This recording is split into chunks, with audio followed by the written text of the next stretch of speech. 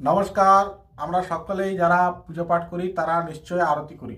এই আরতির শাস্ত্র বিধিবিধান কি রয়েছে না, কালোত্তর তন্ত্রে বলা হয়েছে পঞ্চা নিরঞ্জনং কুর্যাৎ প্রথমং দীপমালয়া দ্বিতীয়ং তো উদকাব্জেন তৃতীয়ং ধূতবাসসা চতুর্থ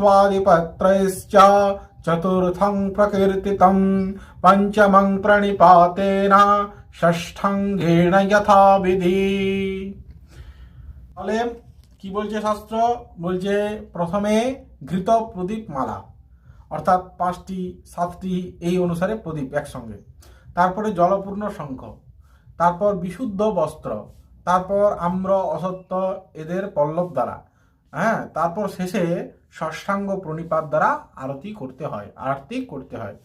বিষম সংখ্যক বস্তু দ্বারা আরতি করতে হয়।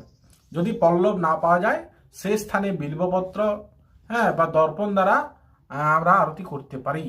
দীপমালা যদি না থাকে সে স্থানে কর্পূর বা ধূপ দিয়ে আমরা আরতি করতে পারি। এটা কিন্তু শাস্ত্র বিরুদ্ধ নয়।